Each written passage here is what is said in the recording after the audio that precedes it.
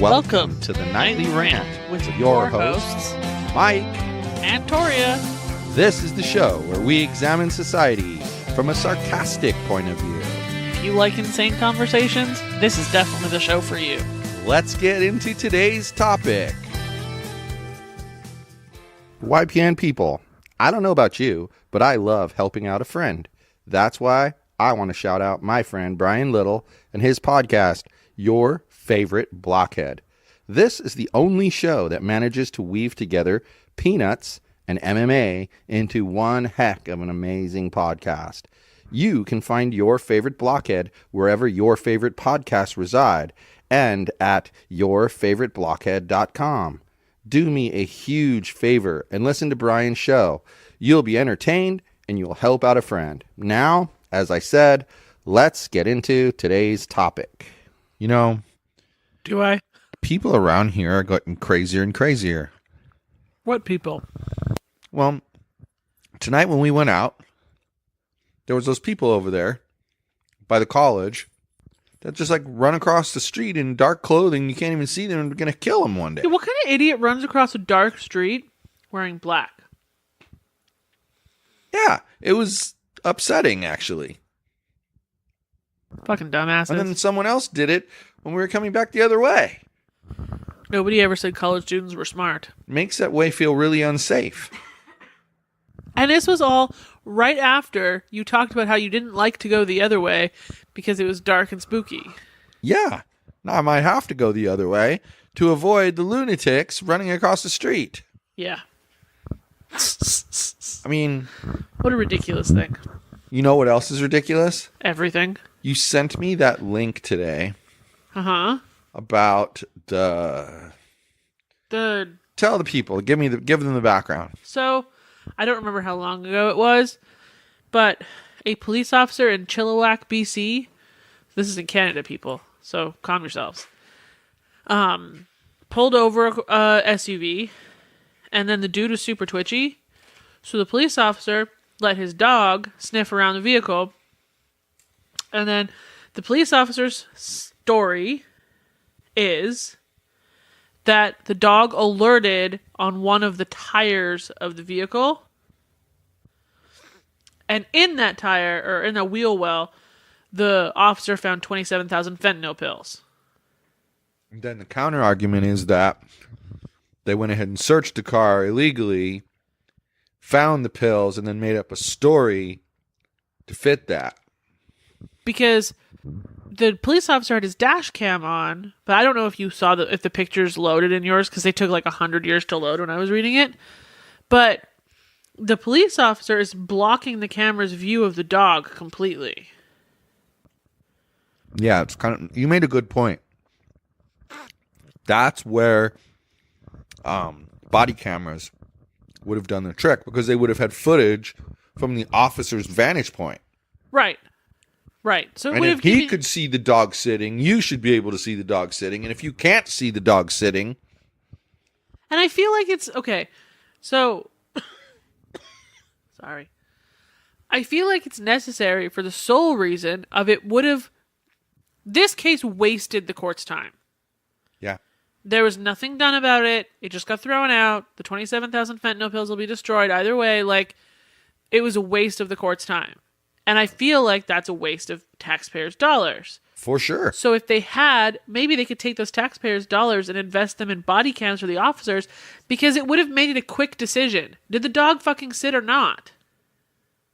Yeah, because you know what the judge said when he threw the whole thing out was essentially what I always feel. If a single person, I think you have it in my phone here. Yeah, I sent the quote to you directly.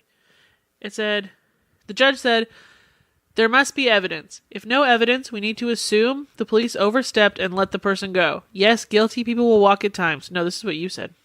Shut up. I was going to say, I don't just think... chop all that right out. Those sound like my words. Yeah. The judge actually said, if we're serious about protecting rights and freedoms, that means that we need to exercise control over police state actions. Which means in this case, when there is a breach of a right, then the only reasonable remedy is to exclude the evidence found as a result of that breach. And so the judge bought the argument that the dog didn't actually sit. Or at least believed it was a strong enough possibility. Well, okay. It reminds me of how, like, in every sport in the United States, when they do, like, tape replay to make a decision, they always say that in order to overturn the decision of what happened on the field, it has to be conclusive. So if you look at something and you're kind of like, well, you know what? The dog could be sitting or might not be sitting. I can't really tell. Well, then you're supposed to go with the ruling in the street, which was the dog sat. See? So I guess the discussion we were having about it was that, like, whether the police officer was in the wrong or the dude in the SUV was in the wrong, what the judge did is very interesting, and I don't believe it would happen here. Nope. In the same situation at all. Nope. Not even close. And I think that's really impressive. And I think it follows a little bit with what you said before, that you think Canadians are a little bit more on the libertarian side of the spectrum. And you know what's interesting? With freedom-wise, anyway. I completely agree with where he was coming from. I'm not so sure I agree with his decision. Right. But I completely agree with where he came from. Like, okay, I tell Mitchell this all the time, and he agrees with me. Like, when they're doing these proofs, I said, unless something says solve it in under 7 steps or less, and your solution is a 9-step solution, as long as you solve it within 7 steps or less, and it's actually a solution, you're good. You don't need to make it in 2 steps. Maybe there is a 2-step solution, but who cares, right?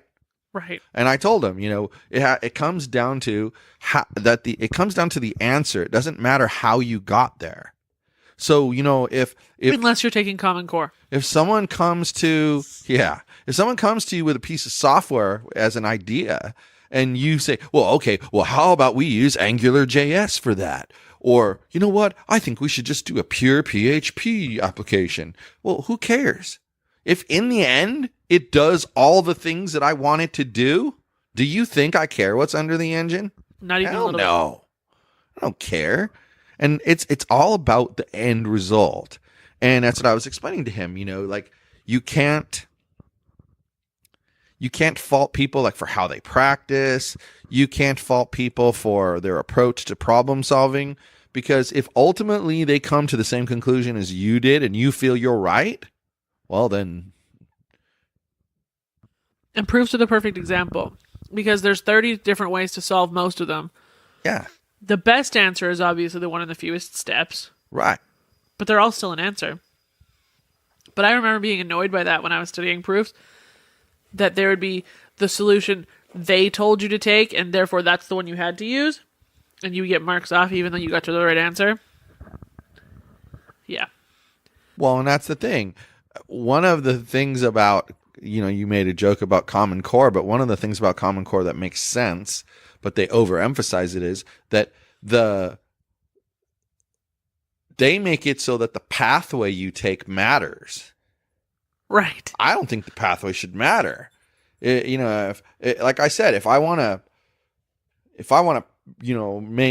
mix, for instance, if you're going to make a color out of 3 different paint colors, and you're going to make a color out of it, well, ultimately, it doesn't matter what order I mix it in.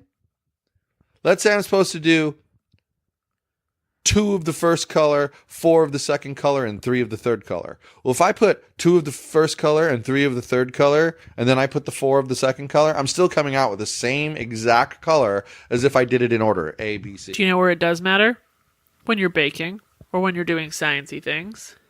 Well, sure, because that's a living, breathing, step-by-step formula. Right, it's just really interesting that sometimes it doesn't matter, and sometimes it does. Just like with what we're talking about, where sometimes the process matters and sometimes it doesn't. Well, and I think in matters of sauciness, I'm going to put it that way, that the order doesn't matter, because think about it.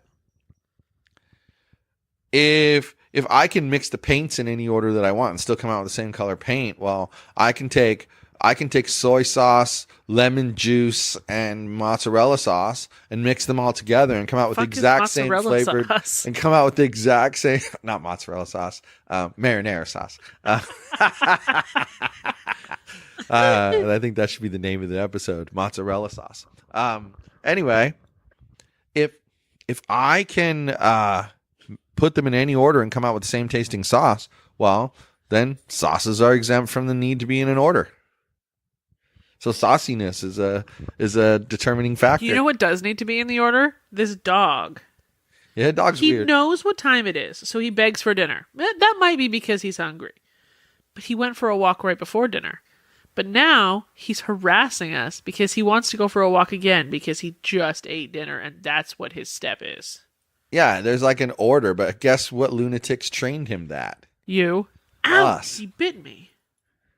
Us. Huh, Yogi? It's our fault, huh, buddy? Huh, who's a good buddy? Anyway, I just think it's interesting how difficult it is to not fall into to be able to set aside the unimportant aspects of an argument and just let it go and concede it. It makes things kind of, I don't know, more black and white when you can be 100% honest about an answer to something. Right. So you know who would probably like this news story? The libertarians. Well, yeah, because they're going to say it was an illegal search and seizure. Right. And that justice was done because he got let go. Or that at least it's possible that it was an illegal search and seizure. But gee, why don't they just change the law? I think they should change the law. Want to see the trick that I have up my sleeve? Sure. You change the law so that if something like this happens, he's required to take back his drugs that he was hiding. He's required to take it back. Only now you have a tracking device that you've inserted in the box. And so you immediately, as he leaves the police department, arrest him. Well, I think that they're the people who were defending the. I don't know what he's doing, but it's making me laugh. The dog rolling around in my lap, biting my foot, is ridiculous. Anyway, I think with the people who were fighting again, I can't take it. Yogi, what the hell is wrong with you, dude? This is your podcast network and you're ruining the show. Anyway. So your mama needs to focus. Focus. Well, if you stop giggling, you should see his focus. Face. Anyway, I think what the people who were arguing against the police officer were trying to argue is that the police officer planted it there. Well, yeah, and that's the thing. What they're trying to say is that, regardless, he either planted it there. That's one thing that they could, I say is unreasonable, because my thing about that is that's a crap load of pills. Let's be real. Where did he put them on? But in order to say that he planted them there, you have to ask yourself, why would he plant them on that person? Did he just randomly select somebody and decide, this guy's getting fucked in the ass today, I'm going to just stick it up his ass? No, I agree with you. It's unreasonable. That's ridiculous. Now, if you want to say he had a strong suspicion but couldn't prove that the guy had drugs because the dog didn't react, so he made it look like the dog reacted because he had a strong suspicion that they were right there in that tire, right. And then he searched and found it and made up the whole story. Right. Yeah, that's more believable. You could argue that with me, and I'd have to go, need to think this one through. I wouldn't just dismiss that. Right. Wouldn't. But the whole, he picked someone at random just to screw them over. I don't buy that at all. At all. And here what they would do is they would make it so that things were hidden so that nobody could ever figure out that the dog was sat questionably. And someone would edit the damn tape. They would make sure they got to prosecute that person because they had 27,000 fentanyl pills. Yep.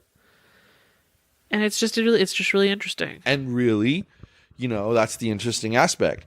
Is it just for that person to pay their penance? Of course it's just. But the circumstances within which they were captured and pulled into the netting in the first place were unjust. And that's why they need to walk. Right. Because one came before the other. Well, and I don't know. I feel like the judge is holding the officer accountable for not following procedure. Bingo. And I think that that's a good thing. In a shitty scenario, but a good thing. Well, but it's what we always talk about. It's doing the right thing regardless of what the outcome is. Anyway, but I had one more sentence and I got distracted by the cat. I feel like when the other side of law enforcement, like the courts and everything, won't hold the police officers accountable as well, it creates a sketchy society with people not trusting the police at all because they don't trust that anybody's going to hold these people accountable. But I feel like when there's something holding police officers accountable, even you would be less concerned about them having ultimate power. Less. I didn't say not. I guess get worried because, I mean, with experiences that I've personally had, yeah, I just worry about the abuses of power that can go on if they aren't kept in check. And that's why I said, you know what? I may not agree with the ultimate outcome that the judge came with. Right. But his approach is perfect in my eyes. So I want to kind of promote March the 4th. There's going to be a Liberty Revealed episode coming out. And George Reese, the secretary of the Orange County Libertarian Party. Hey, I know that dude. Is going to be on the show. And we talked business Nice principles and political parties. It was a good time. We had a good time. So if you're even remotely political, that's at Liberty Revealed. It's a great show to get into. And sometimes it's solo. Sometimes it's with other people. The last couple have been with people. I've got a guy coming on the show who, or who knows, I'm not sure how this is going to fit in the schedule, but he may have already been on the show, but he's running for a state assembly in the state of New York. He's a Republican. And apparently he's a millennial. Oh, sweet hell. So I got to do a little reading up on him tomorrow because he will be on the show the day after. So 2 days from today. Then, when you're done listening to Liberty Revealed, you should go check out Dachshunds and Friends because they're awesome and they have super cute dogs always up for adoption, including Butterbean, the teeny tiny little puppy that we're getting from Mexico, and Stubby, the most adorable little tiny dachshund mix thing that I've ever seen. Stubby fits him. He's got teeny tiny little legs. Dachshundsandfriends.org. I'm not even going to try to spell dachshunds for you right now because without the help of spell checker, I screw it up. Shunds. Enjoy. And friends.org. And the animals are right there. They're right there for you to look at. So cute. And, you know, like our episode about how we turned into a zoo. You know, it's hard to say no to these animals that are in need. So it really is. They can use, small donations. And guys, that's the thing about donations that people don't realize. Yeah, it's super nice as the recipient of the donation to get that notification. Oh, you got $1,000 donation. That's super nice. But quite honestly, a couple hundred $5 donations adds up to more money. Right. So if you love wiener dogs, or you just think that when I talk about wiener dogs, it's super dang funny, do that. Head over to dachshundsandfriends.org. Send them a couple dollars. Do the thing. And thanks to those of you guys on Instagram who voted in my poll. Crap, Should there damn it. be a Torya only focused episode? Yes or no? And 60% of you voted yes, there should be a Torya only focused episode. Okay. So I am going to immediately begin writing 150 questions for Torya, and she's going to have to look through them and approve at least 20 of them. I can't decide if I'm more offended that 60% of people voted against something that I wanted, or if I'm more offended by the 40% of people who just don't give a shit anything about me. I don't know which is more annoying. Well, I don't think either are annoying, but I can't decide which is more offensive. You know what, though? They both kind of punch I thought it was cool. I thought it was cool that people responded, though. I really thought it was cool. I thought it was 50 people that cool. watched it. A plus, guys. I thought it was cool. 10%. So I hope they're listening to the show because, hey, this is a fun show. Excuse me, sir. This is a fun show, and it depends on listeners listening in and giving feedback and letting us know what you think. So to vote in our future Instagram polls, you can check us out on Instagram at Yogis_podcast_network. I post some really sassy things. I complain about a lot of shit. So does that guy over there. And we post funny polls in our stories and give listeners input on what we should talk about. So, and lastly, do the thing. This show itself is sponsored by two sponsors. The Elite Podcast Agency at elitepodcastagency.com and squadcast.fm at elitesquadcast.com. Those are our sponsors. Thanks, guys. Give them some love. And with that, I suppose, good night, everyone. Hasta bye-bye. Thank you for listening to the Nightly Rant. If you enjoyed the show, please give us a 5-star rating on Apple Podcasts or Google Play. If you didn't enjoy the show, please just ignore that previous request for a rating. This has been a Yogi's Podcast Network production.